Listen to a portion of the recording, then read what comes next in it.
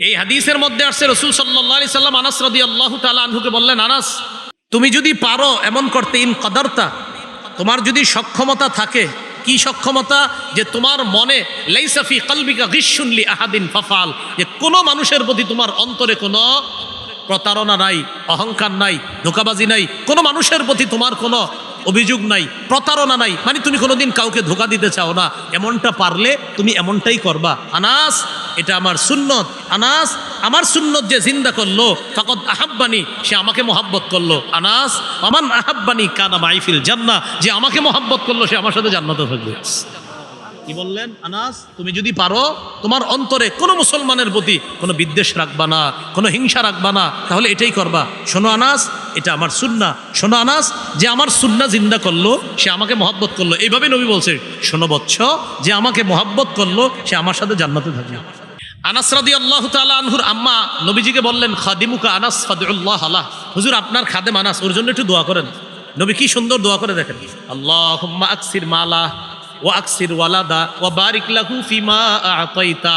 আল্লাহ আনাসের সম্পদ বাড়ায় দেন, আনাসের সম্পদ বাড়ায় দেন, আনাসের সন্তান বাড়ায় দেন। আল্লাহ আনাসের সম্পদ আর সন্তানে বরকত দিয়ে দেন। আল্লাহ আনাসের সম্পদ বাড়ায় দেন, আনাসের সন্তান বাড়ান। পরে কি বলে দেখেন, আনাসকে যেই সন্তান আর সম্পদ দিবেন এটাতে বরকত দিয়ে দেন। এই হাদিস থেকে আমাদের একটা শিক্ষা, আমরা আল্লাহর কাছে এইভাবে দোয়া করতে পারি, আল্লাহ হালাল কিছু নতুন সম্পদ দেন, আর আমার নগদ সম্পদে আপনি বরকত দান করেন। বুঝেন নাই? নগদ যে সম্পদটা থাকবে এটার জন্য দোয়া করবেন, আল্লাহ আমার নগদ ব্যবসায় বরকত দেন, আর কিছু হালাল ব্যবসা করতে চাইতেছি ওটাও আপনি আমারে ব্যবস্থা করে দেন। এইভাবে দোয়া করা। আবু দাউদের 1532 নম্বর হাদিস, রাসূলুল্লাহ সাল্লাল্লাহু আলাইহি সাল্লাম বলেন, লা তাদউ আলা আনফুসিকুম, তোমরা নিজেদের বিরুদ্ধে বদদোয়া করবা না, ওয়ালা তাদউ আলা আওলাদিকুম, সন্তানের বিরুদ্ধে বদদোয়া করবা না। তুই গাড়ির তলে পড়ে মরতে পারোস না, নাউজুবিল্লাহ, এগুলো বইলা ফেলি। হ্যাঁ, অনেক সময় মানে রাগ হয় ছেলে মেয়ের উপরে, আচ্ছা এত মানুষ মরে তুই মরস না, বইলা ফেলে। এগুলা ভাই না বলা। নবী বললেন নিজের বিরুদ্ধে বদদোয়া করো না, সন্তানের বিরুদ্ধে বদদোয়া করো না। নবী বলছে, আমি কিন্তু জাহান্নামে বেশি দেখছি নারী।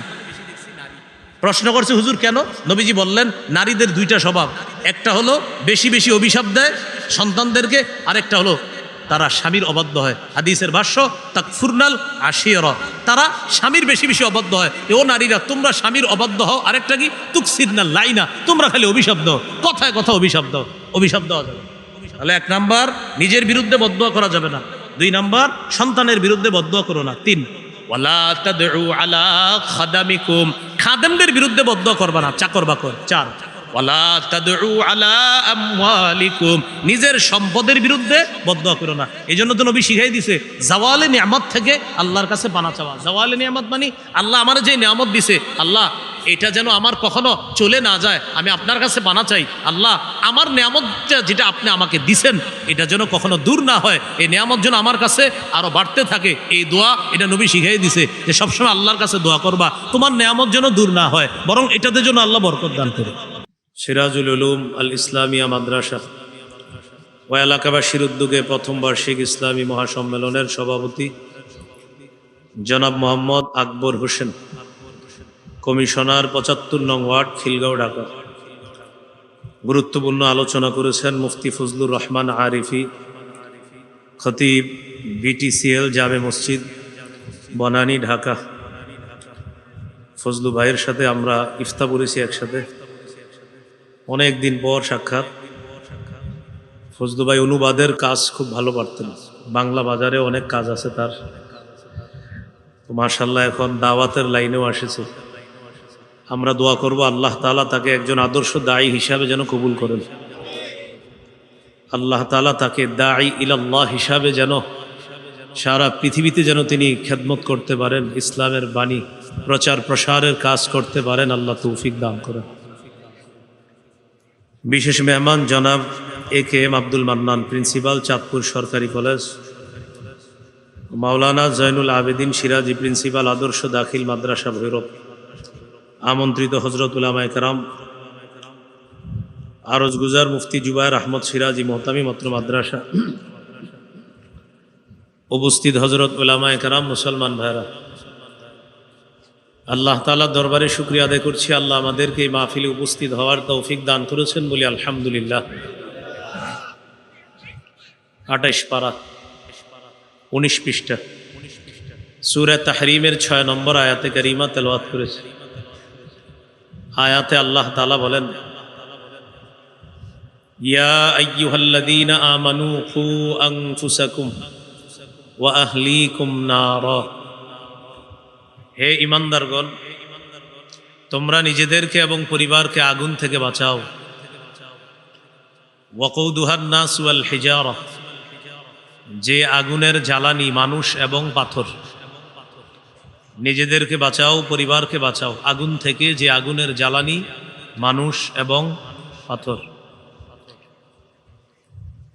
আয়াতে দুটি বিষয়।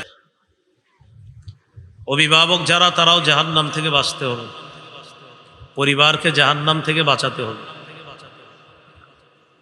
আয়াতের ব্যাখ্যায় সাহাবায়ে কেরাম দুটি কথা বলেছেন, আল্লিমুহুম ওয়া আদ্দিবুহুম।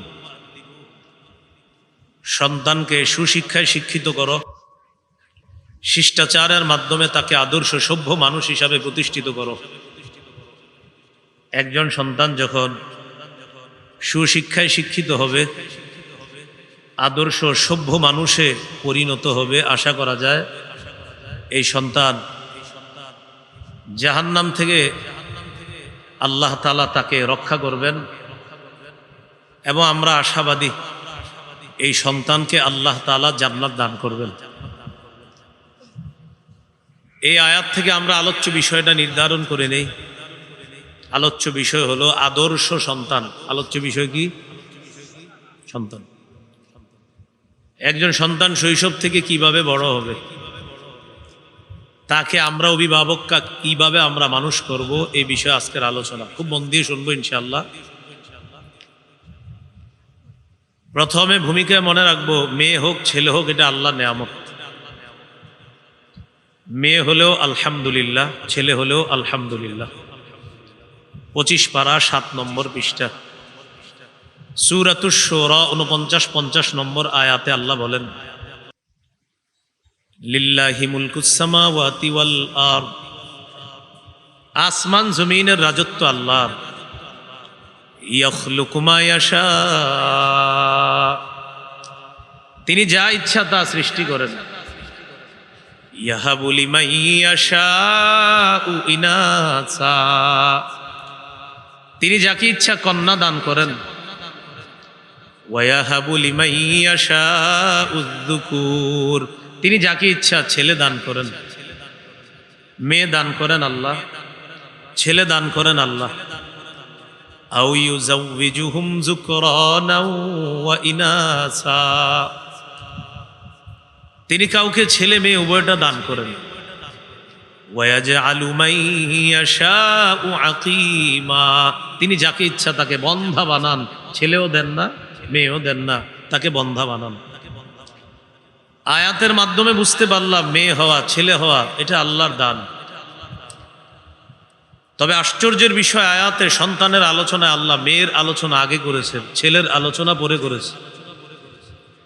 কিন্তু সমাজের বাস্তবতা এবং কুসংস্কারাচ্ছন্ন মন মানসিকতা লালন করে কিছু মানুষ আছে, যাদের কন্যা সন্তান হলে তাদের চেহারা কালো হয়ে যায়। এটা যে ঠিক, আসলেই ঠিক, কারণ কোরআনে আছে। 14 পারা 12 নম্বর পৃষ্ঠা, সূরা নাহলের 58 নম্বর আয়াতে আল্লাহ বলেন, ওয়া ইযা বুশশিরা আহাদুহুম বিল উনসা যাল্লা ওয়াজহুহু মুসওয়াদ্দাও ওয়া হুয়া কাযীম। কিছু মানুষ আছে, তাদেরকে কন্যা সন্তানের সুসংবাদ দেওয়া হলে তাদের চেহারা কালো হয়ে যায়, তারা দুঃখে ভারাক্রান্ত হয়ে যায়। প্রিয় ভাইয়ারা, ভূমিকায় আমরা কি শিখলাম? মেয়ে দেয় কে? ছেলে দেয় কে? মেয়ে হলে চেহারা কালো করা যাবে না। আল্লাহ আমাদেরকে কুসংস্কার থেকে নিজেদেরকে এবং সমাজকে আমরা যেন রক্ষা করতে পারি, আল্লাহ তৌফিক দান করেন। ছেলে হোক মেয়ে হোক, তাদের প্রথম অধিকার কানে আজান দেওয়া। আবু দাউদ হাদিসের কিতাব 5105 নম্বর হাদিস। হাদিসের বর্ণনাকারী উবাইদুল্লাহ ইবনে আবি রাফি রাদিয়াল্লাহু তাআলা আনহু তিনি বলেন, রাআইতু রাসূলুল্লাহ সাল্লাল্লাহু আলাইহি ওয়াসাল্লাম আযানা ফি উযুনিল হাসান ইবনে আলী ইবনে আবি তালিব রাদিয়াল্লাহু তাআলা আনহুমা হিনা ওয়ালাদাতহু ফাতিমাতু বিস-সালাহ। যেদিন ফাতেমা রাদিয়াল্লাহু তাআলা আনহা তার সন্তান হাসান রাদিয়াল্লাহু তাআলা আনহুকে জন্ম দিলেন, সাহাবী বলেন আমি দেখলাম মুয়াজ্জিন নামাজের যে আজান দেয়, নবীকে দেখলাম হযরত হাসানের কানে অবিকল নামাজের আজানের মতো আজান দিছে। তাহলে এক নম্বর আলোচনা শিখে ফেললাম, সন্তানের এক নম্বর অধিকার কানে আজান দেওয়া, ছেলে হলেও মেয়ে হলেও। দুই নম্বর তাহনিক করা। তাহনিক বলা হয় কোনো ভালো বুজুর্গ আল্লাহওয়ালা মানুষের মুখের চাবানো খেজুরের, আপনার একটু চাবাবে, এই চাবানোর খেজুরের সামান্য অংশ নবজাতকের মুখের ভিতরে উপরে তালুতে লাগায়া দিবে, আর খেজুর চাবানো লালা নবজাতকের মুখে দিয়ে দিবে। এটাকে বলে তাহনিক। সহিহ বুখারীর 3909 নম্বর হাদিস। আবু বকর সিদ্দিক রাদিয়াল্লাহু তাআলা আনহুর কন্যা আসমা রাদিয়াল্লাহু তাআলা আনহা, তার পেটে যখন সন্তান আসছে, সন্তানের নাম হলো আব্দুল্লাহ ইবনে জুবায়ের। তিনি বলেন আমার ছেলে আব্দুল্লাহকে যখন আমি পেটে ধারণ করলাম, আমি হিজরতের উদ্দেশ্যে মদিনা রওনা করলাম। হাদিসের ভাষ্য খরজতু আনা মুতিম্মুন, আমি এমন অবস্থায় হিজরতের উদ্দেশ্যে রওনা করলাম যে আমি আসন্ন প্রসবা। আসন্ন প্রসবার সরল বাংলা হলো যে কোনো সময় আমার সন্তান প্রসব হয়ে যাবে, যে কোনো সময় সন্তান দুনিয়াতে চলে আসবে। আমি রওনা করলাম, মক্কা থেকে মদিনায় যাব। আল্লাহর ফয়সালা হলো পথিমধ্যে সন্তান হবে না। আসমা রাদিয়াল্লাহু তাআলা আনহা মদিনায় যাবে, তারপর সন্তান হবে, এটা আল্লাহর ফয়সালা। তিনি বলেন যাইতে যাইতে নাজালতু বিকুবা ফাওয়ালাতুহু, কুবা নামক এলাকায় গেলাম। কুবা ওই এলাকাকে বলে যে এলাকায় রাসূল সাল্লাল্লাহু আলাইহি সাল্লাম 14 দিন অবস্থান করে সেখানে একটা মসজিদ নির্মাণ করেছেন। এই মসজিদকে বলা হয় মসজিদে কুবা। যারা হজ উমরায় যাবেন, আল্লাহ যাদেরকে নিবে, তারা কি করবেন, যেখানে বাসায় থাকবেন বা হোটেলে থাকবেন সেখানে অজু করে মসজিদে কুবায় গিয়ে 2 রাকাত নামাজ পড়বেন, আল্লাহ একটা উমরার সওয়াব দান করবেন। তিনি বলেন আমি কুবায় গেলাম, যাওয়ার পর ফাওয়ালাতুহু, আমি আমার সন্তান আব্দুল্লাহ ইবনে জুবায়েরকে জন্ম দিলাম। ফাতাইতু বিহি রাসূলুল্লাহি সাল্লাল্লাহু আলাইহি ওয়াসাল্লাম, আমি আমার ছেলে আব্দুল্লাহকে নিয়ে রাসূলুল্লাহ সাল্লাল্লাহু আলাইহি সাল্লামের কাছে আসলাম। ওয়া ওয়াদাতুহু ফি হাজরিহি, আল্লাহ রাসূলের কোলের মধ্যে আমার শিশুটাকে দিলাম। ফাদআ বিতামরা, রাসূলুল্লাহ সাল্লাল্লাহু আলাইহি সাল্লাম একটা খেজুর আনাইলেন। ফামাদাগাহা, খেজুরটা চাবাইলেন।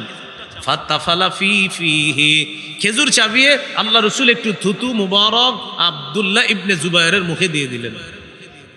এবার হাদিসের অংশটা শুনেন কি বলে।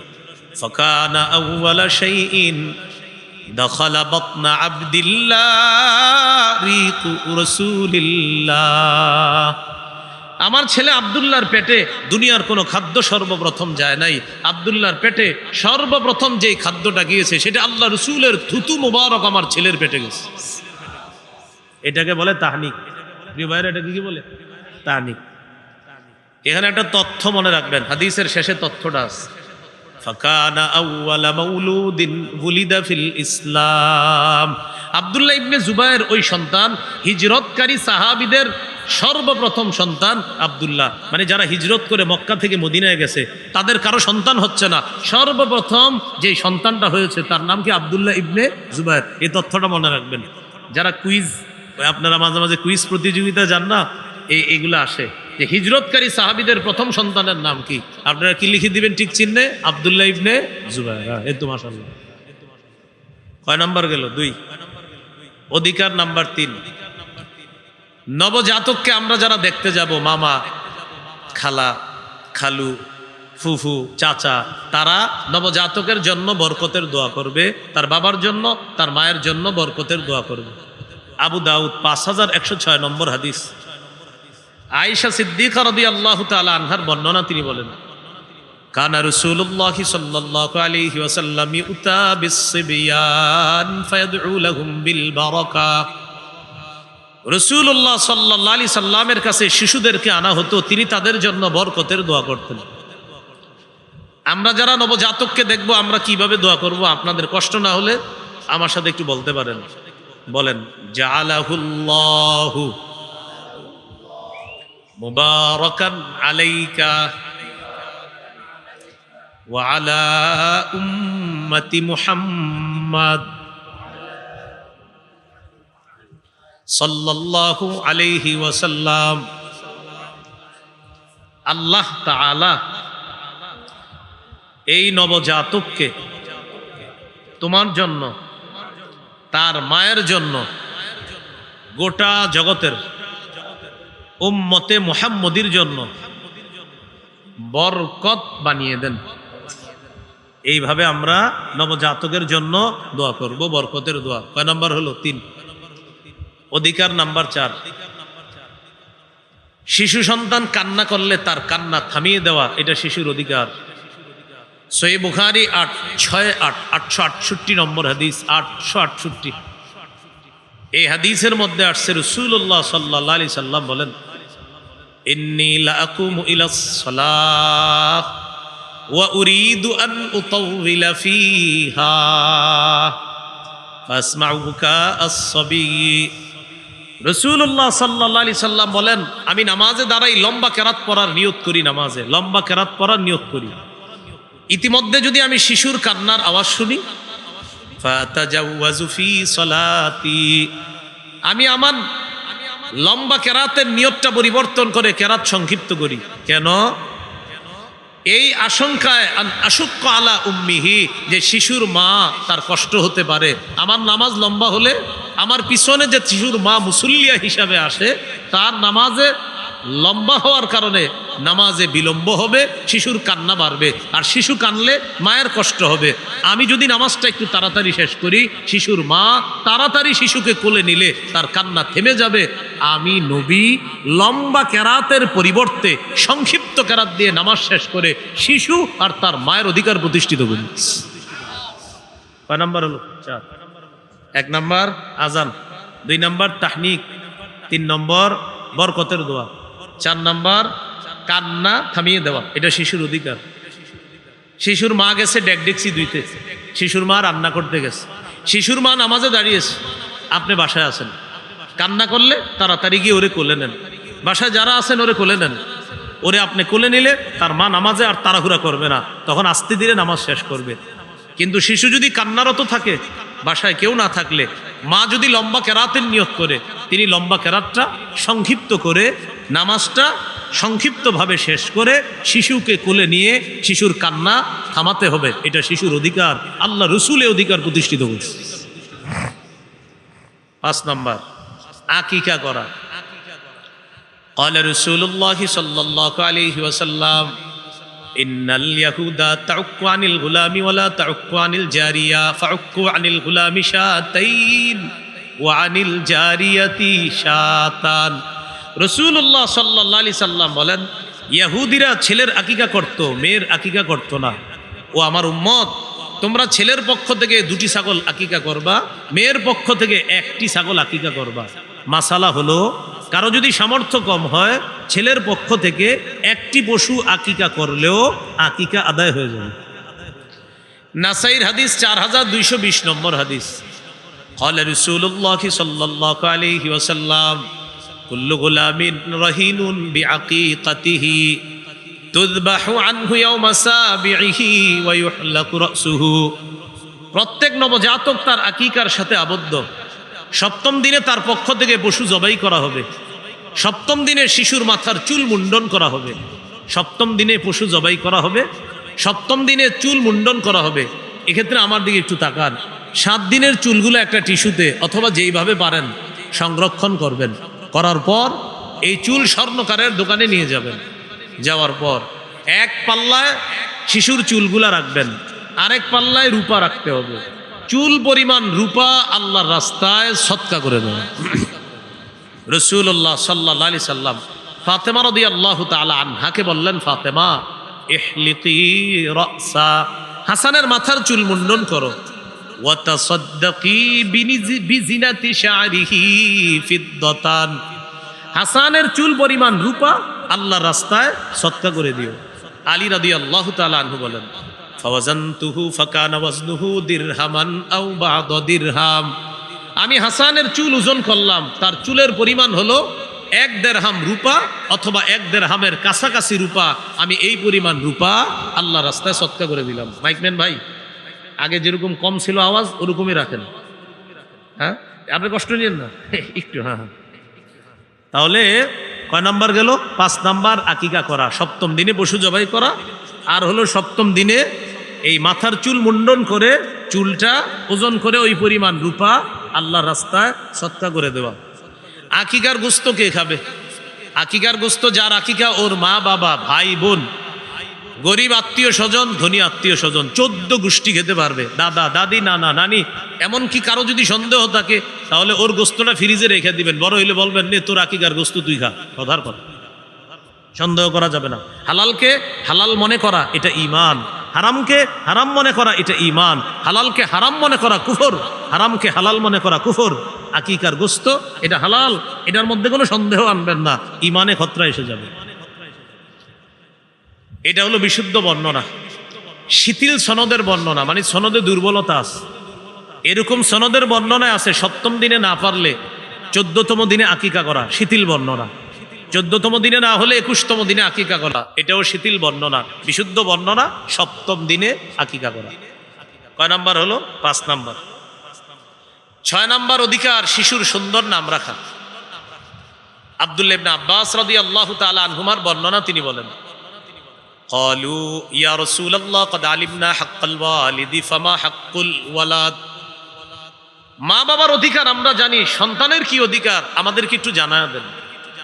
فقال رسول الله صلى الله عليه وسلم أن يحسن اسمه ويحسن أدبه, সন্তানের জন্য মা বাবার করণীয় হলো সন্তানের সুন্দর নাম রাখা আর তাদেরকে সুন্দর শিষ্টাচার শিক্ষা দেওয়া। আবু দাউদ 4949 নম্বর হাদিস। قال رسول الله صلى الله عليه وسلم أحب الأسماء إلى الله عبد الله ও আব্দুর রহমান। রাসূলুল্লাহ সাল্লাল্লাহু আলাইহি সাল্লাম বলেন, আল্লাহর কাছে সর্বাধিক পছন্দের নাম হলো আব্দুল্লাহ, আব্দুর রহমান। সর্বাধিক পছন্দনীয় নাম আব্দুল্লাহ, আব্দুর রহমান। এখন আপনাদেরকে আমি একটা হাদিস শোনাবো, এই হাদিস শোনার পর আপনারা সিদ্ধান্ত নেবেন যে একটা নাম সুন্দর রাখা কতটা জরুরি। সহিহ বুখারী 6193 নম্বর হাদিস। এই হাদিসটা গল্পের মতো করে শোনেন, তারপরে বুঝবেন যে নাম অর্থবোধক হওয়া কতটা গুরুত্বপূর্ণ। সহিহ বুখারী 6193। সাঈদ ইবনুল মুসাইয়াব রাহিমাহুল্লাহ মদিনার শ্রেষ্ঠ আলেমদের একজন, তাবিঈ, বিখ্যাত তাবিঈ, ফকিহ। এই সাঈদ ইবনুল মুসাইয়াব রাহিমাহুল্লাহ বলেন, আমার দাদার নাম হাজান বা হাজনুন। যদি হাজনুন হয় অর্থ হলো শক্ত, আর যদি হাজান হয় অর্থ হলো দুঃখ।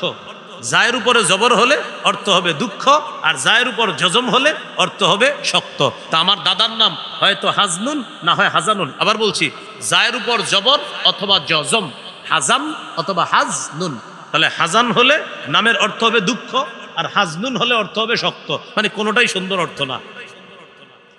আমার দাদা নবীজির কাছে গেছে, নবীজি আমার দাদাকে বললেন, মাসমুকা, তোমার নাম কি? আমার দাদা বললেন, আমার নাম হাজনুন বা হাজান। যদি বইলা থাকে আমার নাম হাজনুন অর্থ হবে শক্ত, আর যদি বইলা থাকে আমার নাম হাজান অর্থ হবে দুঃখ। নবীজি বললেন, এইটা কোনো নাম? দুঃখ। বল আনতা সাহলুন, তোমার নাম সাহলুন। তোমার নাম হাজনুন না, তোমার নাম সাহলুন। সাহলুন মানি সহজ, ঠিকঠাক, ওকে, নিরাপদ, সাহলুন। আর হাজনুন মানি, হাজনুন বা হাজান মানি দুঃখ, কষ্ট, শক্ত, বালা মুসিবত, যত বিপদ আছে এটার মানি হলো হাজান বা হাজনুন। তো নবীজি বললেন, নামটা পাল্টায়া সাহলুন রাখো। ওই ব্যক্তি জবাব দিলেন, মা আনা বিমুগাইয়িরিন ইসমান সাম্মানিহি আবি, আমার আব্বা আমার যেই নাম রাখছে এই নাম আমি পাল্টাইতে পারবো না। বর্তমান যুগে অনেক মানুষ আছে যারা বেদাত করে শুধু এই কারণে যে আমার আব্বা করছে 20 বছর, আমার দাদা করছে 50 বছর, বাস এই কারণে উনি করে। উনি কিন্তু বুঝে এটা বেদাত। কেন করে? আব্বা তো 20 বছর করছে, মানে ওনারে আপনি বুঝাইতে পারবেন কোরআন সুন্নাহ দিয়ে যে ভাই এটা কিন্তু বেদাত, উনিও মানে বা আসলে বেদাত। তো করেন কেন? কই যে আব্বাই 20 বছর করছে। আর আব্বাই করছে কেন? কই যে দাদাই করছে। তো আপনি কেন করেন? ঐতিহ্যটা ধরে রাখতেছে। কি ধরে রাখে? নবীজি বললেন নাম পাল্টাও, তা আব্বাই নাম রাখছে, পাল্টানো। সাঈদ ইবনুল মুসাইয়াব বলেন আমার দাদা নাম না পাল্টানোর কারণে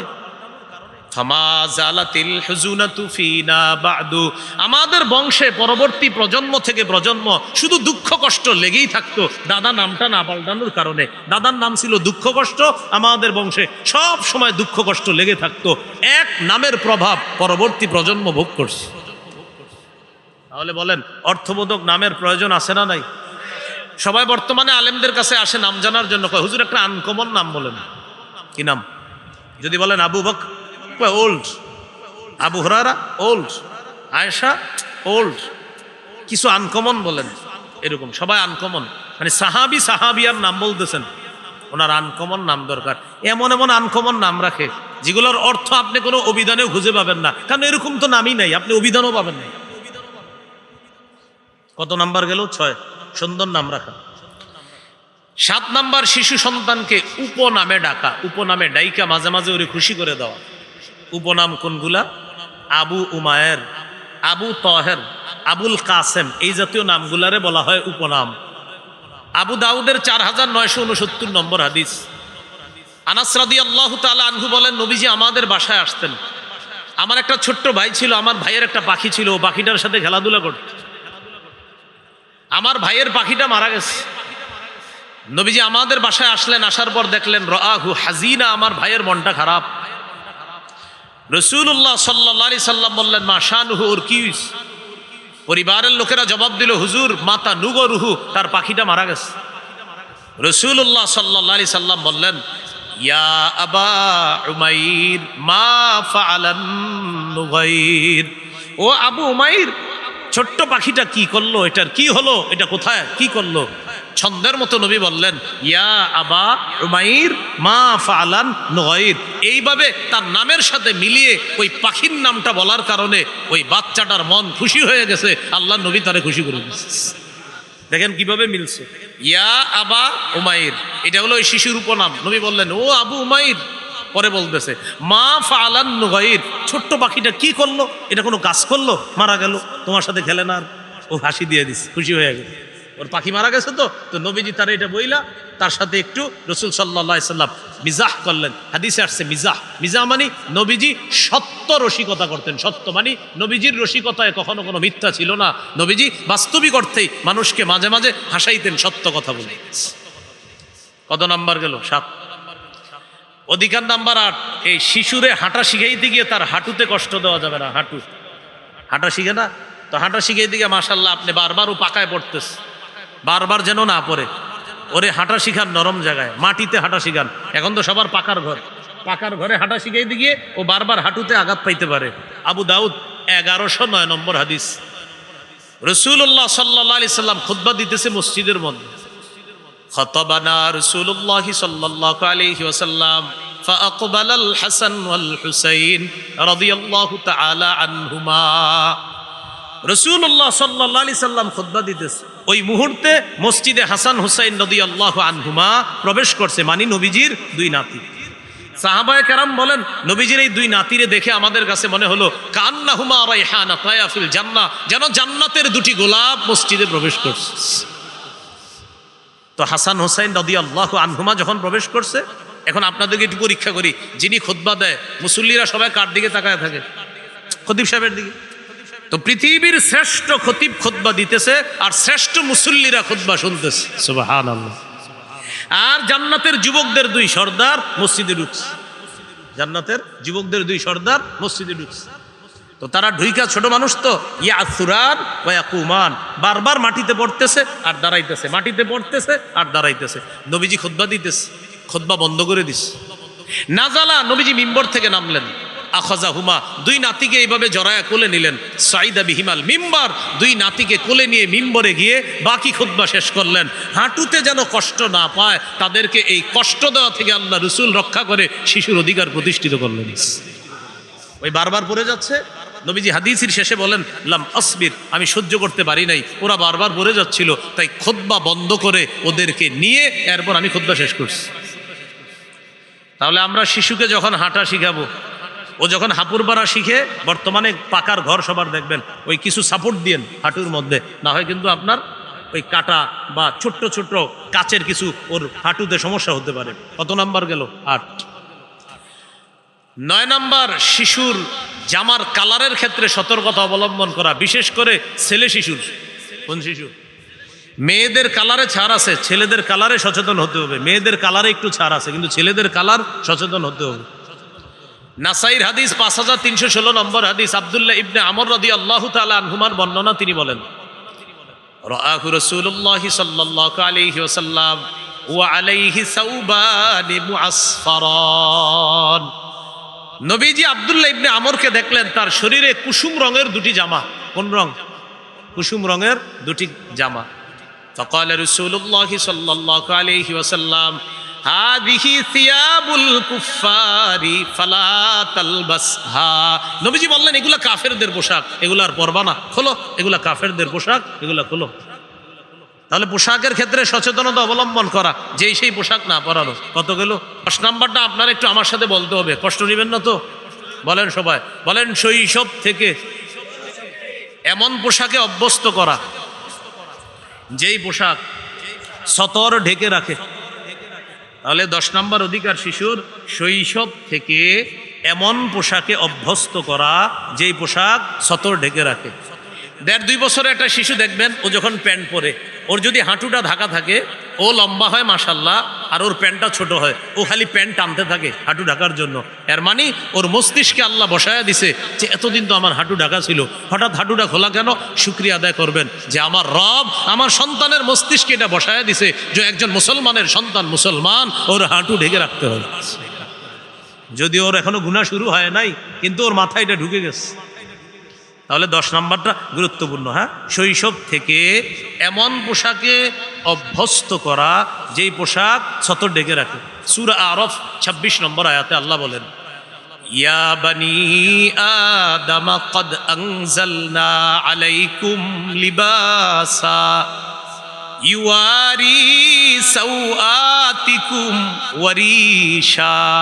হে আদম সন্তান, আমি তোমাদেরকে এমন পোশাক দিলাম যে পোশাক তোমাদের সতর ডেকে রাখে, যে পোশাক সৌন্দর্যতার কারণ। লিবাসুত তাকওয়া যালিকা খায়র, তাকওয়ার পোশাক সর্বোত্তম পোশাক, তাকওয়ার পোশাক সর্বোত্তম পোশাক। কত গেল? 10। 11 নাম্বার, সাদা পোশাকে অভ্যস্ত করা, সাদা পোশাক সর্বোত্তম পোশাক।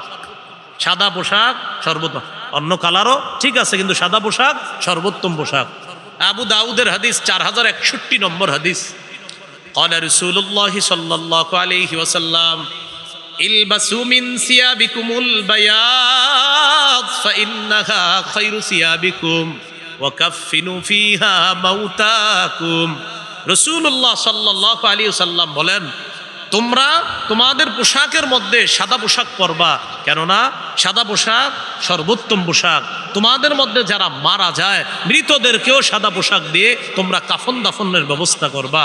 হাদিস থেকে শিখলাম, জীবিতরা সাদা পোশাক, মৃতরাও সাদা পোশাক, জীবিতরাও সাদা পোশাক, মৃতরাও সাদা পোশাক। নবী বলেন, কেননা সাদা পোশাক সর্বোত্তম পোশাক। কত গেল? 11। 12 নাম্বারটাও গুরুত্বপূর্ণ, এটাও যদি একটু পারেন একটু আমার সাথে বলেন। বলেন এমন পোশাকে অভ্যস্ত করা যেই পোশাক থেকে অহংকার প্রদর্শন না হয়। তাহলে শিশুকে এমন পোশাকে অভ্যস্ত করা যেটা থেকে অহংকার প্রদর্শন হবে না, এমন পোশাকে অভ্যস্ত করা। রাসূলুল্লাহ সাল্লাল্লাহু আলাইহি সাল্লাম বলেন, কুলু ওয়াশরাবু ওয়া তাসাদ্দাকু ওয়ালবাসু মা লাম ইউখালিতহু ইসরাফুন আও মাখিলা। রাসূলুল্লাহ সাল্লাল্লাহু আলাইহি সাল্লাম বলেন, তোমরা খাও, তোমরা পান করো, তোমরা দান করো, তোমরা পোশাক পরিধান করো, যতক্ষণ অপচয় এবং অহংকারের কারণ না হয়। পানাহার করো, অপচয় করো না, অহংকারী যেন না হও। দান করো, দান যেন তোমাকে অহংকারী না বানায়। তোমরা পোশাক পরিধান করো, পোশাক পরিধান যেন তোমার অপচয়ের কারণ না হয় আর অহংকার প্রদর্শনের কারণ না হয়। কত গেল? 12। 13 নাম্বার, এটাও একটু বলতে হবে, বলবেন তো ইনশাল্লাহ? বলেন, ছেলে শিশুকে রেশম থেকে, স্বর্ণ থেকে দূরে রাখ। আমি মেয়ে বলছি না, শুধু ছেলে। হ্যাঁ, বলেন, ছেলে শিশুকে রেশম থেকে, স্বর্ণ থেকে দূরে রাখা। হ্যাঁ, এটা গুরুত্বপূর্ণ কথা। قال رسول الله صلى الله عليه وسلم وحل الذهب والحرير لأناس أمتي وحرم على ذكورها। রাসূলুল্লাহ সাল্লাল্লাহু আলাইহি সাল্লাম বলেন, আমার উম্মতের মেয়েদের জন্য রেশম হালাল, স্বর্ণ হালাল। আমার উম্মতের ছেলেদের জন্য রেশম হারাম, স্বর্ণ হারাম। আমার উম্মতের ছেলেদের জন্য রেশম হারাম, স্বর্ণ হারাম। মেয়েদের জন্য রেশম হালাল, স্বর্ণ হালাল। প্রশ্ন আসবে আপনাদের, হুজুর ছোট মানুষের কি কোনো গুনাহ হবে? না, গুনাহ হবে না, কিন্তু ওরে অভ্যস্ত করেন না। ও যদি আস্তে আস্তে অভ্যাস তৈরি হয়ে যায়, এই জন্য ওকে শৈশব থেকে স্বর্ণ থেকে দূরে, রেশম থেকে দূরে। বাস, কে কি বললো শোনা দরকার নাই। আমরা ইনশাল্লাহ এই কথা পালন করবো, ইনশাল্লাহ। মনে থাকবে তো ইনশাল্লাহ? বলেন, কারণ আমরা কি মুসলমান। বলেন, আমরা কি? আমার সন্তান কার সন্তান? বাস, আমার সন্তানকে আমি ইসলামী সভ্য, ইসলামী আদর্শ অনুযায়ী আমি আমার সন্তানকে বড় করব, একজন সভ্য সন্তান হিসাবে গড়ে তুলব ইনশাআল্লাহ। 14 নাম্বার, শিশু সন্তানকে, ওইটা বলার আগে একটু আল্লাহু আকবার বলে নি সবাই। বলেন আল্লাহু আকবার। আবার আমাদের নবী আমাদেরকে জুতা পরাও শিখিয়ে দিচ্ছে, এই জন্য আল্লাহু আকবার বলছি। কেন আল্লাহু আকবার বললাম? আশ্চর্য যে এমন নবী, যেই নবী জুতা পরাও শিখিয়ে দেয়। কি পরা? হ্যাঁ, মানে আপনি জুতা পরবেন কেমনি, এটাও শিখিয়ে দিচ্ছে। قال رسول الله صلى الله عليه وسلم لا تمشي في نعل واحد। নবী বলেন, এক পায়ে জুতা পরে হাঁটবা না। শিশুকে এক পায়ে জুতা পরা শিখাবো না, হয়তো 2 পা খোলা রাখবে, না হয় 2 পা ঢাকা রাখবে। বুখারীর বর্ণনা, লিউনইলহুমা জামিআ আও লিয়হফিহিমা জামিআ, এটা হলো বুখারীর বর্ণনা। আর প্রথম যে অংশটা বললাম, লা তামশি ফি নালিন ওয়াহিদ, এটা আবু দাউদ নাসাইতে আছে। আর লিয়হফিহিমা জামিআ, লিউনইলহিমা জামিআ, এটা বুখারীর বর্ণনা। হয়তো 2 পায়ে জুতা রাখবে, না হয় 2 পা খোলা রাখবে। শিশুর এক পায়ে জুতা, আরেক পা যদি খোলা থাকে, শিশু অ্যাক্সিডেন্ট করবে, বারবার পড়ে যাবে। আমার নবী আমাদেরকে অনেক মায়া করে, উম্মত এক পায়ে জুতা রেখে যদি চলো, আরেক পা খোলা রাখলে তুমি অ্যাক্সিডেন্ট করতে পারো, তোমার কষ্টে আমি নবী ব্যথা পাই। 11 পারা 6 নম্বর পৃষ্ঠা আল্লাহ এটাই বলছে, আজিজুন আলাইহিমা আনিত্তুম, আজিজুন আলাইহিমা আনিত্তুম। এটার অর্থ কি জানেন? এই যে দেখেন, আমি একটু ব্যথা পাইলাম না, আল্লাহ বলে তোমরা ব্যথা পাইলে নবী কষ্ট পায়। আল্লাহ তাআলা বলেন আজিজুন আলাইহিমা আনিত্তুম, তোমরা যদি কষ্ট পাও, ব্যথা পাও, এই তোমাদের কষ্টে নবী ব্যথা পায়। আমার উম্মত কেন কষ্ট পায়? আমি ব্যথা পাই। আল্লাহ আমাদেরকে বুঝার তৌফিক দান করে। তাহলে নবীজি বললেন এক পায়ে জুতা পরবা না। এই হাদিসে আরো কিছু অংশ আছে, ওয়ালা তাশতামিলিস সাম্মা, এক কাপড়ে পুরো শরীর ঢাকবা না। আপনার সামর্থ্য আছে, সামর্থ্য থাকার পরও এক কাপড়ে পুরো শরীর না ঢাইকা আরো কিছু কাপড় রাখা শরীরে। আরেকটা অংশ আছে এই হাদিসের শেষে, ওয়ালা তাদা ইহদা রিজলাইকা আলাল উখরা ইযা ইসতালকাইতা, তুমি যখন চিত হয়ে শুইবা এক পায়ের উপর আরেক পা রাখবা না। এই ভুলটা আমরা অনেকে করি, এইভাবে চিত হয়ে শুয়া পায়ের উপর পা নাড়াই, আসেনি?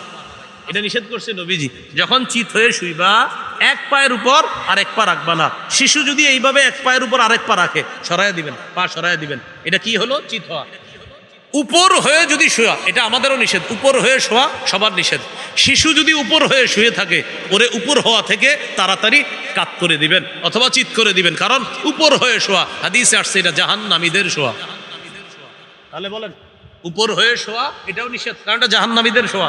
আর চিত হয়ে শোয়ার পর এই পায়ের উপরে পা রাখা এটা নিষেধ। চিত হয়ে শোয়াটা নিষেধ না, তো পায়ের উপর পা রাখা চিত হয়ে এটা নিষেধ। মনে থাকবেন ইনশাআল্লাহ। তাহলে 14 নাম্বার মূল আলোচনা, জুতা। এক পায়ে জুতা না পরা, হয়তো 2 পায়ে জুতা রাখা, না হয় 2 পা খোলা রাখা। 15 নাম্বার, সবকিছু ডান দিক থেকে করার শিক্ষা দেওয়া, ডান দিক থেকে। সহিহ বুখারী 168 নম্বর হাদিস আছে, আয়েশা সিদ্দিকা রাদিয়াল্লাহু তাআলা আনহার বর্ণনা, তিনি বলেন, কানা রাসূলুল্লাহি সাল্লাল্লাহু আলাইহি ওয়াসাল্লাম ইউজিবুহু আত-তায়াম্মুনু ফিত তানাউলি ওয়াত তারাজ্জুলি ওয়া তুহুরিহি ওয়া ফি শানিহি কুল্লি। রাসূলুল্লাহ সাল্লাল্লাহু আলাইহি সাল্লাম জুতা পরা ডান দিক থেকে পছন্দ করতেন। তারাজ্জুল অর্থ হলো মাথা আশ্রানো, ডান দিক থেকে পছন্দ করতেন। তুহুরিহি মানে হলো পবিত্রতা অর্জন করা, ডান দিক থেকে পছন্দ করতেন। ওয়াফি শানিহি কুল্লিহি অর্থ সব কিছু তিনি ডান দিক থেকে পছন্দ করতেন। শিশুকে যখন কিছু দিবেন বাম হাত দিলে বলবেন না না, পরে ও ডান হাত দিবে, এটা দিবেন। আবার আরেকদিন কিছু দিবেন, ও বাম হাত দিবে, আপনি দিবেন না ডান হাত। দেখবেন ও একদিন এমন করবে, ও নিজে মাথা নাড়াবে, না না না না, ও একদিন আপনার কাছে এরকম করবে, পরে ও নিজে মাথা নাড়াবে। এটা এর মানে আল্লাহ আপনার শিশুর মস্তিষ্কে ঢুকিয়ে দিয়েছে ডান, এটার কতটা গুরুত্ব বামের চাইতে আপনার শিশুর মস্তিষ্কে আল্লাহ বসায় দিচ্ছে। কত নাম্বার গেল? 15। 16 নাম্বার, শিশুকে তাওহীদ শিক্ষা দেওয়া। বিসমিল্লাহ। কি শিক্ষা দেওয়া? তাওহীদ। আল্লাহুম্মা লাকাল হামদু ওয়া লাকাশ শুকরু। তাওহীদ কিভাবে শিখাবো একটু আমরাও বলি আল্লাহ এক, অমুখাপেক্ষী, তিনি জন্ম দেন না, তিনি জন্ম নেন না, তার সমকক্ষ কেউ নেই, সকল সৃষ্টি তার মুখাপেক্ষী, তিনি কারো মুখাপেক্ষী নন, সময়ের মুখাপেক্ষী নন, স্থানের মুখাপেক্ষী নন, বরং সৃষ্টি, সময়, স্থান, আরশ, কুরসি সব কিছু আল্লাহর মুখাপেক্ষী, আল্লাহ কারো মুখাপেক্ষী নন। এইভাবে শিশুকে তাওহীদ শিক্ষা দেওয়া। তিরমিজির 2516 নম্বর হাদিস, 2516। আব্দুল্লাহ ইবনে আব্বাস রাদিয়াল্লাহু তাআলা আনহুমাকে রাসূল সাল্লাল্লাহু আলাইহি সাল্লাম তাওহীদ শিখায় কিভাবে দেখেন। এ বৎস শোনো, নবীজি বলতেছে বৎস শোনো, আমি তোমাকে কিছু শিখিয়ে দিই, তুমি মনে রাখবা। পরে বলতেছে ইহফাজিল্লাহ ইয়াহফাজকা, তুমি আল্লাহর বিধিবিধানগুলো রক্ষা করবা, আল্লাহ তোমাকে রক্ষা করবে। ইহফাজিল্লাহ তাজিদহু তুজাহাকা, তুমি সদা সর্বদা আল্লাহকে স্মরণে রাখবা, আল্লাহ তোমাকে বিপদে আপদে সাহায্য করবে। এরপরে কি বলে দেখেন, ইযা সাআলতা ফাসআলিল্লাহ, যখন তুমি চাইবা আল্লাহর কাছে চাইবা। বলেন না সবাই, যখন চাইবা, আবার যখন চাইবা। ওয়া ইযা ইসতাআনতা ফাসতাইন বিল্লাহ, যখন সাহায্য প্রার্থনা করবা আল্লাহর কাছে সাহায্য প্রার্থনা করবা। ভাইয়ারা, ছোটবেলা থেকে শিশুকে শিখিয়ে দিতে পারবো তো ইনশাআল্লাহ? কত গেল? 16 তাওহীদ শিক্ষা দেওয়া। 17 নাম্বার, ইমানি তরবিয়ত শিখানো। কি তরবিয়ত? এবার আমার সাথে বলেন বলেন ইমানি তরবিয়তের মধ্যে শ্রেষ্ঠ তরবিয়ত নামাজ। বলেন, যেটা আগের আলোচক আলোচনার শেষের দিকে বলেছেন, উনি বলেছেন না শেষের দিকে, মুরু আওলাদাকুম বিসসালাত, এই হাদিস না বললেন? আপনারা ভুলে গেছেন কি? শ্রোতা কি আমি ছিলাম না আপনারাও ছিলেন? আমি কিন্তু বলার চেয়ে শ্রোতা ভালো, মানে আমি যে বলতে পারি এটা কেমন পারি, এটা আল্লাহ তাআলা যতটুক যোগ্যতা দেবে, কিন্তু শ্রোতা আলহামদুলিল্লাহ খুব ভালো, একদম যা বলবে পুরোটাই শোনাই দিতে পারবো ইনশাআল্লাহ, মানে শ্রোতা ভালো। আমার ফজলু ভাই যা যা বলছে আমি আসার পরে আপনাদেরকে কিন্তু এটা বলতে পারবো, যা বলছি এটা না পারলেও যা শুনছি এটা বলতে পারবো ইনশাআল্লাহ। তো উনি শেষের দিকে না আপনাদেরকে বললেন যে ভাই হিজরতের কি কি শিক্ষা, তো শেষে বলতে বলতে উনি কোরআনের শিক্ষার আলোচনায় বলছিলেন যে কোরআন কখন শিখাইবেন, যে নামাজের আদেশ করার আগেই কোরআনটা শিখান। ভুলে গেছেন না? মনে পড়ছে? আচ্ছা, এই যে মনে পড়ছে, মাশাআল্লাহ। তাহলে ইমানি তরবিয়তের মধ্যে শ্রেষ্ঠ তরবিয়ত নামাজের তরবিয়ত। এখন ফজলু ভাইয়ের কথাটাই আসি। 7 বছর বয়সে সে ছেলেকে মেয়েকে নামাজের কথা বললেই কিন্তু সে শুনবে এমন না। 7 বছর বয়সের আগে থেকেই ও নামাজের কিছু শিক্ষা ওরে দিতে হবে। কিভাবে? মা মাঝে মাঝে শিশুর পাশে নামাজ পড়বে, শিশু ঘুমাইতেছে, মা তার পাশে নামাজে দাঁড়াবে, যেন চোখ খুলে হঠাৎ দেখে আম্মু কি করে, হঠাৎ দেখে নামাজ পড়ে, ও ফলো করবে মাকে। আপনি বাসায় যখন সুন্নত বিতির পড়েন, ওয়াজিব নামাজগুলো পড়বেন, তখন শিশুর পাশে মাঝে মাঝে নামাজ পড়বেন। দেখবেন 1.5-2 বছর বয়সে মাথায় টুপি দিয়ে আপনার পাশে দাঁড়ায় যাবে, পরনে কাপড় না থাকলেও হজরতের মাথায় টুপি থাকবে। ছোট মানুষ তো, 1.5-2 বছর আপনার পাশে গিয়ে দাঁড়ায় যাবে। দাঁড়ায় এবার কি করবে? আপনার দিকে তাকাবে, কি করে দেখি বাবা, তো দেখে মুখ নড়ে, ও ঠোঁট নাড়ায়, ঠোঁট নাড়ার উপর কি করে? আপনি রুকুতে গেছেন, ও রুকুতে যায়, যাওয়ার পর আবার আপনার দিকে তাকাই পাবে, দেখে কি আপনার ঠোঁট নড়ে, ও ঠোঁট নাড়ায়। সালাম ফিরানোর পর আপনি বসে বসে আঙ্গুলের কর গণতেছেন, আস্তাগফিরুল্লাহ, সুবহানাল্লাহ, আলহামদুলিল্লাহ, এগুলো গণতেছেন, নো আপনার মুখ আর আঙ্গুলের করের দিকে তাকায় ও এমন করে। সুবহানাল্লাহ। শিশুর মস্তিষ্কে যদি এটা বসে যায়, আপনি একজন গর্বিত বাবা, আপনি একজন গর্বিত মা। এই শিশু যখন 7 বছর বয়সে যাবে, ওরে আপনি নামাজের কথা বললে অটোমেটিক শুনবে। সুবহানাল্লাহ। এটাই রাসূল সাল্লাল্লাহু আলাইহি ওয়াসাল্লাম বলেন। ক্বালা রাসূলুল্লাহ সাল্লাল্লাহু আলাইহি ওয়াসাল্লাম মুরু আওলাদাকুম বিসসালাহ ওয়া হুম আবনাউ 7 সিনিনা। তোমরা তোমাদের সন্তানদেরকে নামাজের আদেশ করো যখন তাদের বয়স 7 হয়। ওয়াদরিবুহুম আলাইহা ওয়া হুম আবনাউ 10 সিনিনা, যখন তাদের বয়স 10 তখন তাদেরকে মৃদু আঘাত করো, প্রয়োজনে হালকা আঘাত করো, সময় মতো নামাজ পড়া ওদেরকে আমরা শিখাবো। সূরা নিসার 103 নম্বর আয়াতে আছে, ইন্নাস সালাতা কানাত আলাল মুমিনিনা কিতাবাম মাওকুতা, সময় মতো মুমিনদের উপর নামাজ পড়া ফরজ, সময় মতো মুমিনদের উপর নামাজ পড়া ফরজ। তাহলে ইমানি তরবিয়তের মধ্যে শ্রেষ্ঠ তরবিয়ত নামাজ। এখানে আমরা যারা আছি এই সবকটা আমি সব জায়গায় বলি, আজকে আমার সাথে বলেন, বলেন হাজারো ব্যস্ততার মাঝে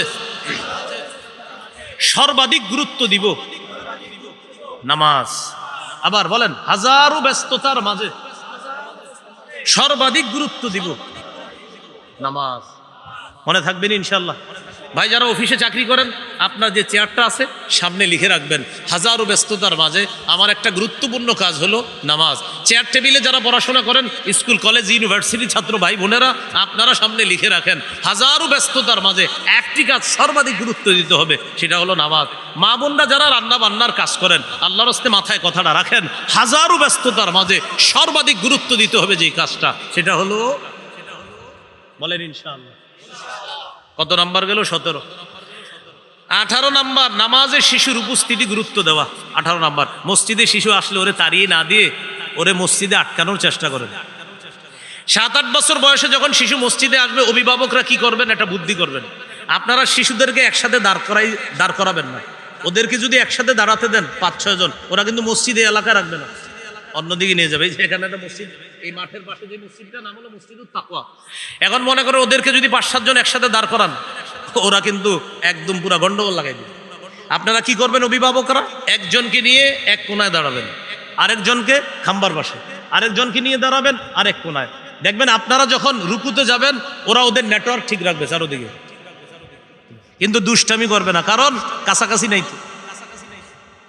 তাহলে এইভাবে ওদেরকে মসজিদে আটকানোর চেষ্টা করা। তাহলে 18 নাম্বার, শিশুকে তাড়িয়ে না দিয়ে শিশুর উপস্থিতি গুরুত্ব দেওয়া। রাসূলুল্লাহ সাল্লাল্লাহু আলাইহি সাল্লাম বলেছেন, ইযা আম্মা আহাদুকুমুন নাস ফালইখাফিফ, তোমাদের কেউ যখন মানুষের ইমামতি করবা, 4 শ্রেণীর মুসল্লির প্রতি লক্ষ্য রেখে নামাজটা একটু সহজ করবা। বলেন তো ইমাম সাহেব কয় শ্রেণীর মুসল্লির প্রতি লক্ষ্য রাখবে? ফাইন্না ফীহিমুদ দাঈফা, মুসল্লিদের মধ্যে 1 নাম্বার আছে দুর্বল মুসল্লি, 2 নাম্বার ওয়াল মারিদ, 2 নাম্বার মুসল্লিদের মধ্যে আরেক শ্রেণীর মুসল্লি অসুস্থ মুসল্লি, 3 নাম্বার ওয়াস সাগীরা, মুসল্লিদের মধ্যে আরেক শ্রেণীর মুসল্লি শিশু মুসল্লি, 4 নাম্বার ওয়াল কাবীরা, মুসল্লিদের মধ্যে আরেক শ্রেণীর মুসল্লি বয়স্ক মুসল্লি, মানে যারা বৃদ্ধ। তাহলে 4 শ্রেণীর দুর্বল মুসল্লিদের সাথে থাকে, দুর্বল, অসুস্থ, শিশু, বৃদ্ধ। তো 4 শ্রেণী তো দুর্বল। দুর্বল যিনি উনি তো এমনি দুর্বল, অসুস্থ যিনি তিনিও দুর্বল, শিশু যিনি সেও দুর্বল, বৃদ্ধ যিনি সেও দুর্বল। নবী বলছেন যখন ইমামতি করবা, এই 4 শ্রেণীর মুসল্লির প্রতি লক্ষ্য রেখে নামাজ একটু সহজ করবা। তাহলে বলেন তো 4 শ্রেণীর মধ্যে শিশুর নাম আসেনি? তাহলে কি বোঝা যায় হাদিস থেকে? ইমাম সাহেবরে নবী বলতেছে, তাহলে শিশুর জামাতে উপস্থিতি তাড়িয়ে দেওয়া না গুরুত্ব দেওয়া? গুরুত্ব দেওয়া।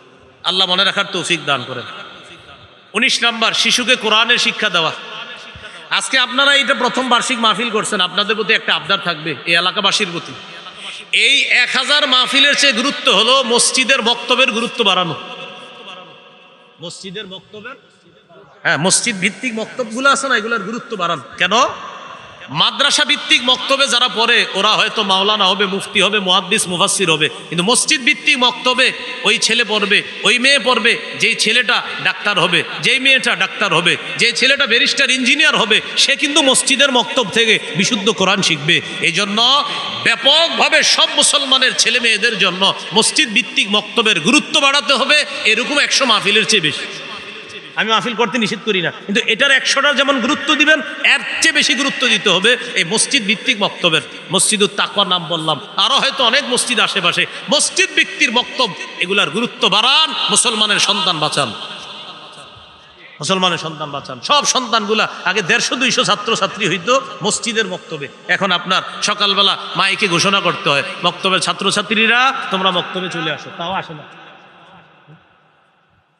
এই জন্য এখানে যারা আছেন, হয়তো অনেক মসজিদের সভাপতি কমিটিরা আছেন, অনেকে আছেন, ইমাম সাহেবরা আছেন, আপনারা মসজিদ ভিত্তিক বক্তব্যের গুরুত্ব বাড়ান। ফজরের পর হতে পারে, জোহরের পর হতে পারে, অথবা আপনারা যেইভাবে পারেন এশার পর হতে পারে। এই যেইভাবে পারেন মসজিদ ভিত্তিক কোরআন শিক্ষার গুরুত্বটা বাড়ান। আল্লাহ আমাদেরকে কথাটা গুরুত্ব সহকারে নেওয়ার তৌফিক দান করেন। মসজিদের মক্তবে কি পড়ায় হুজুরে? ছোট্ট একটা ব্যাত নিয়ে, হামজা লাম জবর আল, হামিম জবর হাম, আল হাম, দাল পেশ দু, আল হামদু। যা তুই যা, এই তুই এদিকে, তো আরেকজন এটাইকে পড়ায়। নুন জবর না, সদ জবর স না স, র জবর র না স র। যা তুই যা, আব্দুর রহিম এদিকে পড়। বা জবর বা, শিন জবর শাহ, বাসা, র দুই পেশ রুন, বাসারুন। জানেন যে পড়ছে আর যে পড়াচ্ছে তিরমিজি 2909 নম্বর হাদিস, 2910 নম্বর হাদিস, সহিহ বুখারী। রাসূল সাল্লাল্লাহু আলাইহি সাল্লাম বলেন, খায়রুকুম মান তাআল্লামাল কুরআনা ওয়া আল্লামা। কোরআন যে শিখছে আর যে শিখাইতেছে, আমি নবী তোমাদেরকে সর্বোত্তম বলে ঘোষণা করব। হামজা লাম জবর আল, হামিম জবর হাম, এটা শুনে আপনি ভাববেন না মক্তবের হুজুর। না না, নবী বলছেন সর্বোত্তম। কি উত্তম? সবাই বলেন কি উত্তম? গুরুত্ব দিতে হবে। তাহলে ভাইয়েরা, কোরআন শিক্ষার গুরুত্ব প্রতিটা এলাকায় কোরআন শিক্ষার গুরুত্ব বাড়াতে হবে, প্রতিটা এলাকায় ইনশাআল্লাহ। আয়োজনে কারা? যুবকরা নাকি সবাই?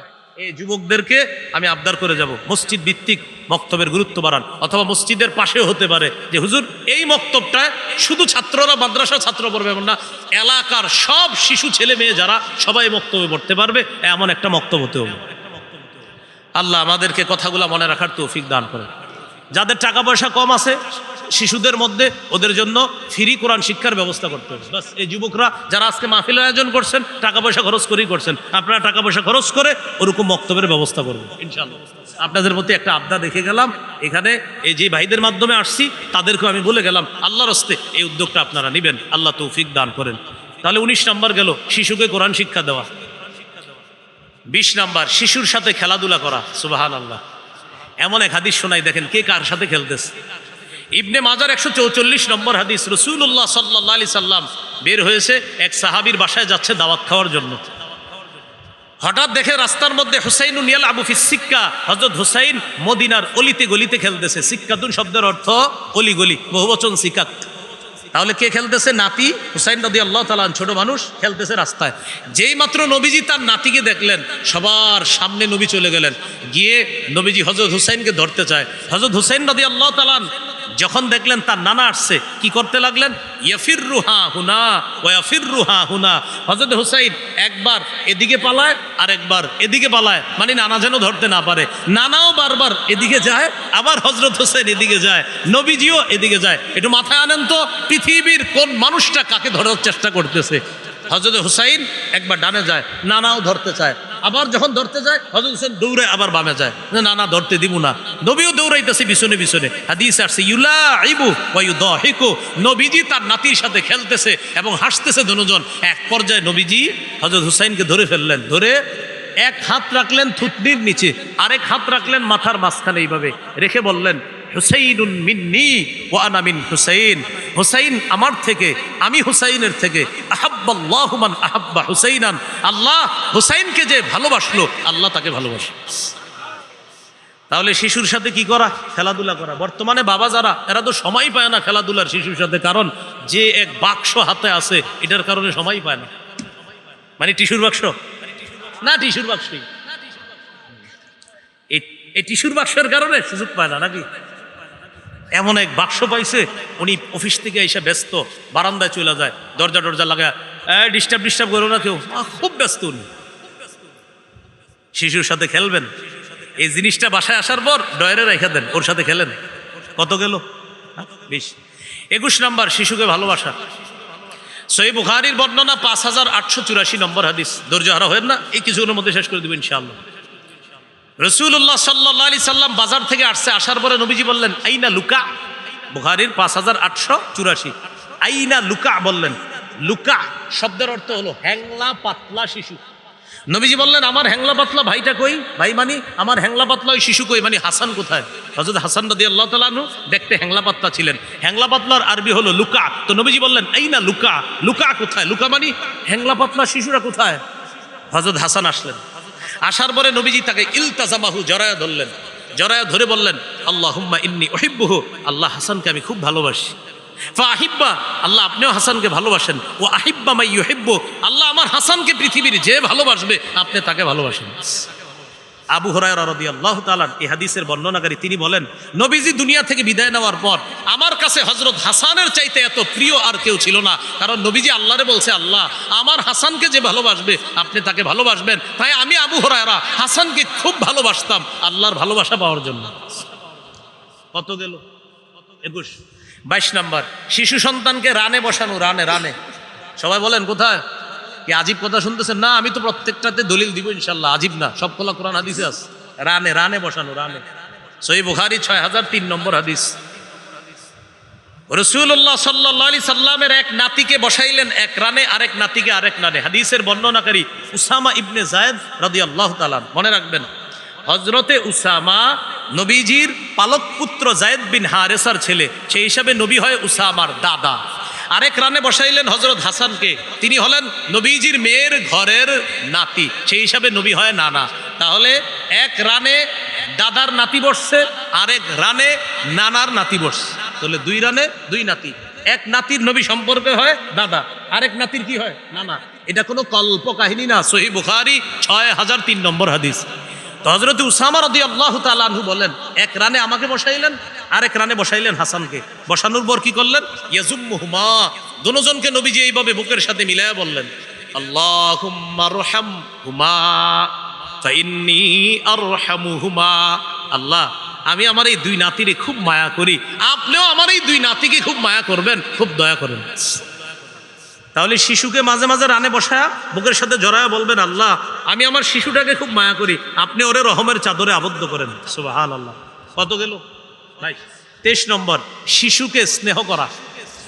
আপনার শিশু ছাড়াও যত শিশু আছে সবাইকে একটু স্নেহ করবেন।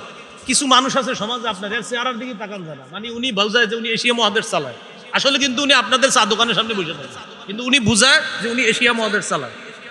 এরে শিশু দেখলে ভয় পায়, রাস্তাঘাটে আসতে চায় না। এরকম করেন না, এই আজেরা মার্কা চেহারাটা বাদ দেন। শিশুরে দেখলে মন খারাপ থাকলে একটা হাসি দিবেন, শিশু যদি একটা হাসি দেয় আপনার দেখা আল্লাহ খুশি হবে। তিরমিজির হাদিস 1920 নম্বর হাদিস, 1920। قال رسول الله صلى الله عليه وسلم ليس منا من لم يرحم صغيرنا ولم يعرف شرف كبيرنا। যে শিশুকে স্নেহ করে না আর বড়দেরকে শ্রদ্ধা করে না সে আমাদের অন্তর্ভুক্ত না। যে শিশুকে স্নেহ করে না, বড়দেরকে শ্রদ্ধা করে না, বড়দের শ্রদ্ধার এটা রক্ষা করে না, সে আমাদের অন্তর্ভুক্ত না। তাহলে 23 নম্বর, শিশুকে স্নেহ করা। 24 নম্বর, শিশুকে চুমা দেওয়া। সহিহ বুখারীর বর্ণনা 5997 নম্বর হাদিস। হাদিসের বর্ণনাকারী সাহাবীর নাম আকরা ইবনে হাবিস। তিনি বলেন, ইন্নালি আশারাতাম মিনাল ওয়ালাদ মা ক্বাব্বালতু আহাদাম মিনহুম। আমার 10 জন সন্তান, আমি কাউরে কখনো চুমা দেই না। আমার 10 জন সন্তান, আমি কাউরে চুমা দেই না। নবীজি বললেন, এই তুমি কি বলো? জি হুজুর, 10 জন সন্তান, চুমু দেই না কাউকে। নবীজি বললেন, মান লা ইয়ারহাম লা ইউরহাম। যে মায়া করে না, দয়া করে না, তাকে দয়া করা হয় না। তুমি যদি তোমার শিশুকে দয়া না করো, মায়া না করো, তাহলে তোমার প্রতিও তো দয়া করা হবে না। তোমার সন্তান, শিশু সন্তানদেরকে চুমু দিবা, আদর করবা, এটা তাদের অধিকার। চুমা পাওয়া বাবার কাছ থেকে, মায়ের কাছ থেকে, এটা শিশুর অধিকার। কত গেল? 25 নম্বর, মাঝে মাঝে ভালো কোনো খাবার খাইতে গেলে যদি শিশুর পছন্দনীয় খাবার আপনার কাছে থাকে, ওরে আগে দিবেন। দেওয়ার পর যদি পুরোটা খেয়ে ফেলো, আর যদি আপনারে কিছু দেয় মায়া করে তো দিলেও খাইবেন, কিন্তু প্রথম ওরে দিবেন, নাও বাবা ও খাবো, হ্যাঁ এভাবে দিয়ে দিবেন ওরে। সহিহুল জামে হাদিসের কিতাব এখানে আসছে, একটু হাদিসটা শুনেন। উতিয়া রাসূলুল্লাহ সাল্লাল্লাহু আলাইহি সাল্লাম বিবাকুরাতিল ফাকিহা। কিহা অর্থ হলো গাছের প্রথম ফল। সাহাবা একরাম কি করতেন? গাছের প্রথম ফলটা বরকতান রাসূল সাল্লাল্লাহু আলাইহি সাল্লামকে হাদিয়া দিতেন।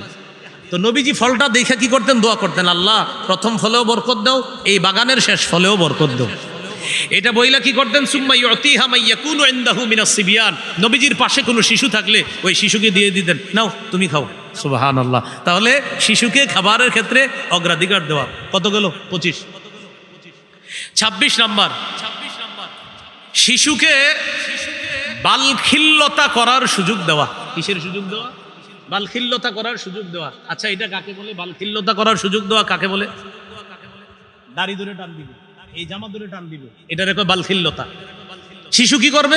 আপনার টুপিটা টান দিবে, জামাটা টান দিবে, আপনার ক্ষতি না হওয়া পর্যন্ত ওরে চান্স দিয়েন, ও দুষ্টামি করুক। হাদিস শুনলে অবাক হবেন, সহিহ বুখারী 5993 নম্বর হাদিস।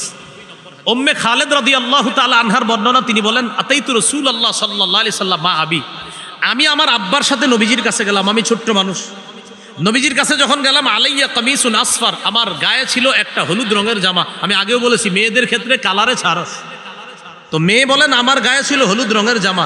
নবীজি আমার গায়ে হলুদ রঙের জামা দেখে বললেন, সানা সানা, বলেন না একটু সানা সানা, মানে কি জানেন? যে আমরা বাংলাদেশে বলি আর কি, যে সুন্দর সুন্দর, মানে সানা সানা, এটা হাফসি ভাষা, এটার আরবি হলো হাসানা হাসানা, সুন্দর সুন্দর, জামাটা সুন্দর। ছোট মানুষ তো এই জন্য বলছে। তখন ওই মেয়েটা কি করলেন? উনি বলেন, ফাজাহাবতু আলআবু বিখাতামিন নুবুওয়া, আমি নবীর মোহরে নবুয়ত নিয়ে খেলা শুরু করলাম। নবীজির কাদের এখানে কবুতরের ডিমের মতো একটা মোহরে নবুয়ত আছে, যেটা নবী শেষ নবী হওয়ার দলিল। আমি কি করলাম? এটা নিয়ে খেলা শুরু করলাম। ফাজাজারনি আবি, আমার আব্বা ধমক দিছে। নবীজি বললেন, আরে কি হয়েছে, ধমক দিছে কোনো? আপনার মোহর নিয়ে খেলতেছে। নবীজি বললেন, দাহা, আরে ছোট মানুষ, সুযোগ দাও, ও একটু খেলতে মজা পাইতেছে, খেলুক না। চিন্তা কর, নবীর মোহরে নবুয়ত, মেয়েটা খেলতেছে, তাও নবীজির সন্তান না, কিন্তু আরেকজনের সন্তান, ছোট্ট একটা মেয়ে নবীর মোহরে নবুয়ত নিয়ে খেলতেছে। বাবা ধমক দিছে। নবীজি বললেন, কি হয়েছে? দাহা, ছাড়ো, ও খেলো।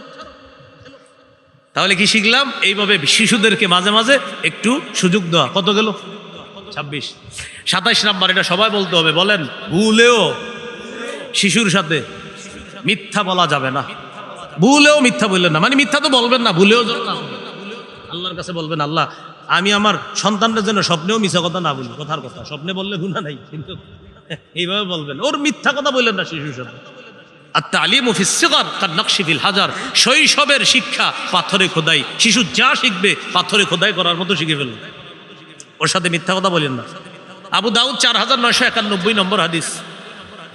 আবু দাউদ 4991 নম্বর হাদিস। আব্দুল্লাহ ইবনে আমির রাদিয়াল্লাহু তাআলা আনহুর বর্ণনা, তিনি বলেন, দাআতনি উম্মি ওয়া রাসূলুল্লাহ সাল্লাল্লাহু আলাইহি সাল্লাম ফি বাইতি, আমার আম্মা আমারে ডাকছে, নবীজি আমাদের বাসায় ছিলেন। আমার আম্মা আমাকে ডেকে বললেন, তাআল উতিকা, আব্বু এদিকে আসো, তোমাকে কিছু দিব। নবীজি আমার আম্মাকে বললেন, মা আরাদতি আন তুতি, এই তুমি তোমার ছেলেকে কি দিবা? মা বললেন, উতিহি তামার, হুজুর আমি আমার ছেলেকে খেজুর দিব। নবী বললেন, আসলে খেজুর দিবা? বলতেছে জি। নবী বললেন, লাউলাম তুতিহি শাইআ, তুমি যদি তোমার সন্তানকে ডাকার পর কিছু না দিতা, কুতিবাত মিনকি ইনদাল্লাহি কাযিবা, তোমার নামে আল্লাহর কাছে একটা মিথ্যা লেখা হয়ে যেত। আমরা এই ভুলগুলো করি। আব্বু এদিকে আসো, মজা দিব, আসার পর দেন নাই। এদিকে আসো মা, মজা দিব, দেন নাই। আসো আসো তোমার চিপস দিই, আসার পর দেন নাই। এই মিথ্যা কথা বললেন না, না দিলে দিয়েন না, কিন্তু মিথ্যা কথা বললেন না।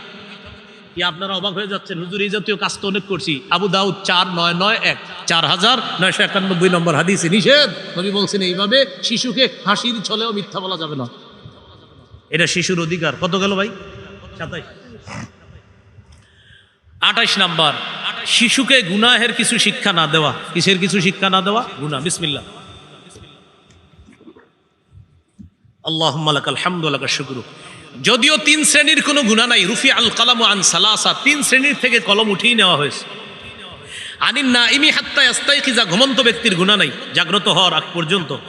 2 নাম্বার, আনিল মুবতালা হাত্তা ইয়াবরা, পাগল ব্যক্তি সুস্থ না হওয়া পর্যন্ত তার কোনো গুনাহ নাই। 3 নাম্বার, আনিস সাবি হাত্তা ইয়াকবারা, শিশু বড় না হওয়া পর্যন্ত তার কোনো গুনাহ নাই। কিন্তু শৈশব থেকে ওরে গুনাহ শিখায়েন না। কেন? যদি ওর গুনাহ হবে না, কিন্তু আস্তে আস্তে গুনাহ ওর মধ্যে প্রথিত হয়ে যেতে পারে। বড় হলে কিন্তু গুনাহের ওর বিষয়গুলো ওর মাথায় আসতে পারে, এই জন্য গুনাহ না শিখানো। কয় নাম্বার গেল? 28। 29, খেলায় মগ্ন শিশুকে বাধা না দেওয়া। খেলায় মগ্ন শিশুকে বাধা, ও একটা খেলতেছে মাঠে, হঠাৎ গিয়ে বাধা না দিয়ে আস্তে বাধা দিলেন। হঠাৎ বাধা দিলে মেধায় সমস্যা হতে পারে, হঠাৎ বাধা না দিয়ে আস্তে।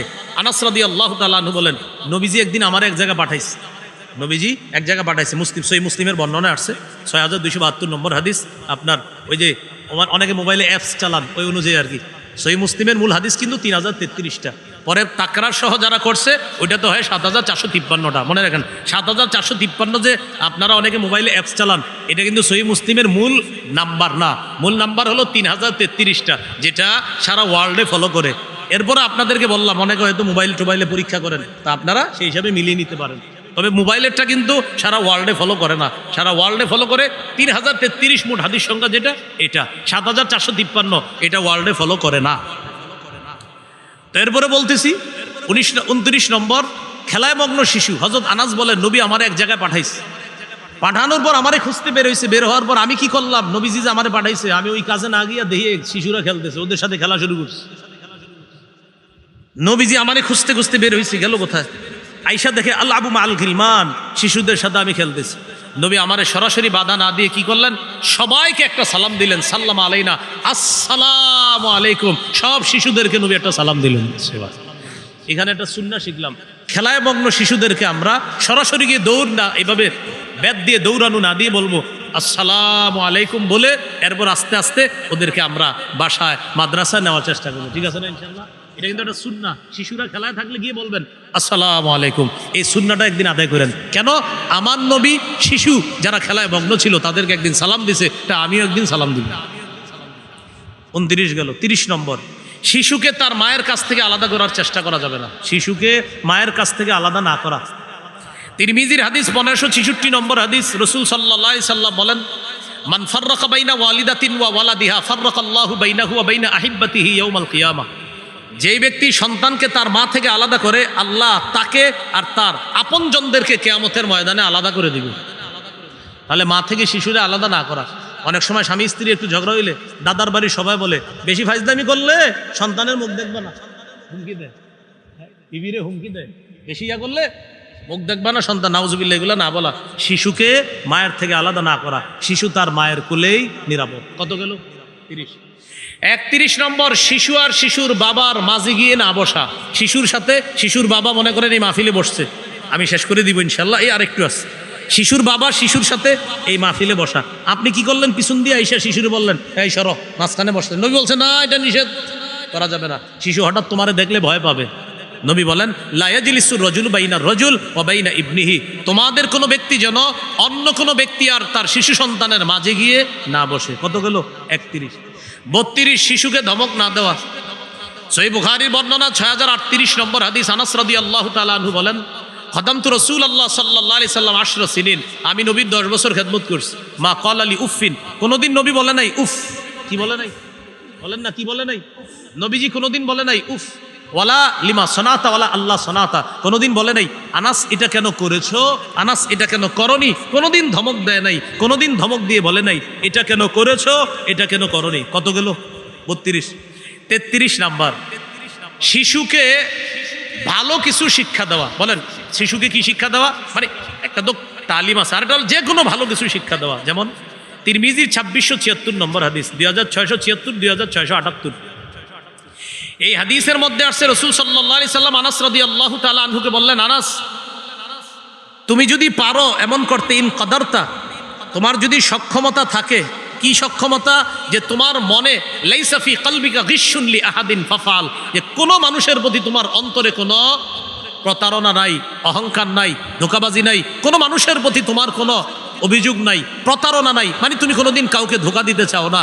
এমনটা পারলে তুমি এমনটাই করবা। আনাস এটা আমার সুন্নত, আনাস আমার সুন্নত যে জিন্দা করলো, ফাকাদ আহাব্বানি, সে আমাকে মহাব্বত করলো। আনাস আমান আহাব্বানি কানা মাই ফিল জান্নাহ, যে আমাকে মহাব্বত করলো সে আমার সাথে জান্নাতে থাকবে।